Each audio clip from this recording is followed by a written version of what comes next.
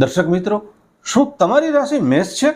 તો આગામી થોડા મહિનાઓ માટે માનસિક રીતે તૈયાર થઈ જાઓ, કારણ કે ગ્રહમંડળમાં એક એવો મોટો દુર્લભ ફેરફાર થવા જઈ રહ્યો છે જે 2026ના છેલ્લા 6 મહિનામાં તમારું આખું નસીબ પલટાવવાની તાકાત રાખે છે.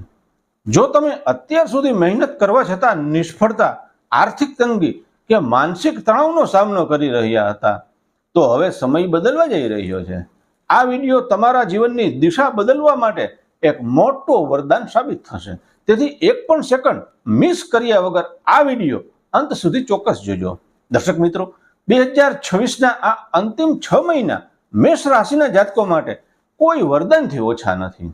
આ સમયગાળા દરમિયાન આકાશ મંડળમાં દેવગુરુ બૃહસ્પતિ પોતાની ઉચ્ચ રાશિમાં બિરાજમાન થઈ અત્યંત પવિત્ર અને પ્રભાવશાળી એવો હંસ મહાપુરુષ યોગ રચી રહ્યા છે. ગુરુની આ ઉચ્ચ સ્થિતિ તમારી બુદ્ધિ, જ્ઞાન અને ભાગ્યમાં અચાનક વધારો કરશે. આ સાથે જ ન્યાયના દેવતા શનિદેવ ઉપર ગુરુની પાવન દ્રષ્ટિ પડવા જઈ રહી છે. જ્યોતિષ શાસ્ત્રમાં ગુરુ અને શનિનો આવો અદ્ભુત સંયોગ જીવનમાં અણધાર્યા અને સકારાત્મક પરિવર્તનો લાવે છે. આ સમય તમારી અંદર છુપાયેલી અસલી ક્ષમતાઓને ઓળખી પૂરા આત્મવિશ્વાસ સાથે મેદાનમાં ઉતરી જવાનો છે. હવે તમારે જરાય ડરવાની કે ચિંતા કરવાની જરૂર નથી, કારણ કે સમયનું ચક્ર હવે સંપૂર્ણપણે તમારી જીત તરફ ગતિમાન થઈ ચૂક્યું છે. સૌથી પહેલા વાત કરીએ તમારા કરિયર, નોકરી અને વ્યવસાયની. તો નોકરી કરતા મિત્રો માટે આ આવનારા 6 મહિના થોડા ઉતાર અને ચઢાવ ભરેલા ચોક્કસ રહી શકે છે.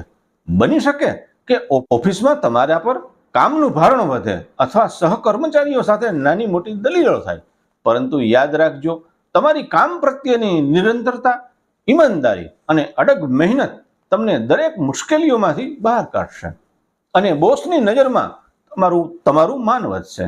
બીજી તરફ જે લોકો પોતાનો વેપાર કે બિઝનેસ ચલાવે છે અથવા નવો સ્ટાર્ટઅપ શરૂ કરવા માંગે છે, તેમના માટે આ સમય ખૂબ જ સાનુકૂળ છે.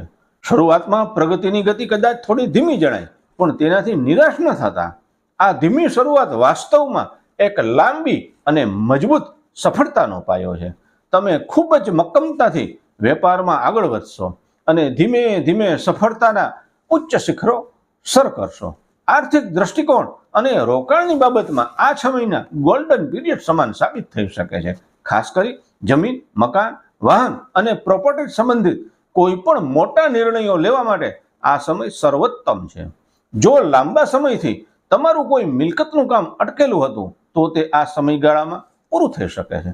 બસ એટલું યાદ રાખજો કે કોઈ પણ જગ્યાએ મોટું રોકાણ કરતા પહેલા અનુભવી લોકોની સલાહ ચોક્કસ લેવી.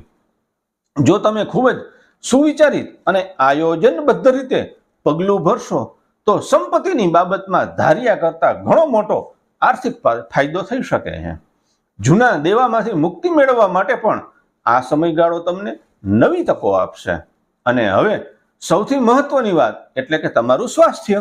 એકંદરે જોતા આ 6 મહિના દરમિયાન તમારું સ્વાસ્થ્ય સામાન્ય રીતે સારું રહેશે અને તમારી અંદર એક નવી ઉર્જાનો સંચાર થશે.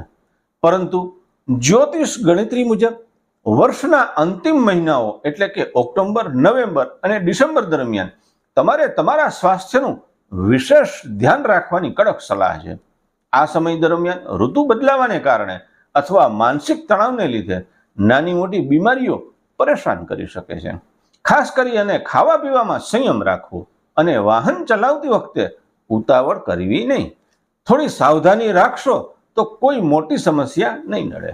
તો મેષ રાશિના જાતકો, 2026નો આ અંતિમ સમયગાળો તમારા ભાગ્યના બંધ દરવાજા ખોલવા માટે બિલકુલ તૈયાર છે. નકારાત્મક વિચારોને દૂર કરો, પોતાની જાત પર અતૂટ ભરોસો રાખો અને સામે આવતી દરેક નાની મોટી તકને ઝડપી લો. તમારી મહેનત અને ગ્રહોનું પીઠબળ ભેગું મળીને તમારી કિસ્મત ચમકાવવા જઈ રહ્યું છે. જો તમે પણ આ સકારાત્મક અને સુંદર બદલાવને સ્વીકારવા માટે તૈયાર હો, તો કોમેન્ટ બોક્સમાં પૂરી શ્રદ્ધા સાથે જય મંગળદેવ જરૂર લખજો. આ વિડીયો જો તમને ગમ્યો હોય તો તેને લાઈક કરો, તમારા મિત્રો અને સ્નેહીજનો સાથે શેર કરો અને આવી જ સચોટ, સાચી અને વિગતવાર માહિતી મેળવવા માટે મારી સાથે જોડાયેલા રહો. આપનો દિવસ મંગલ હો. અસ્તુ. જય શ્રી કૃષ્ણ. હર હર મહાદેવ.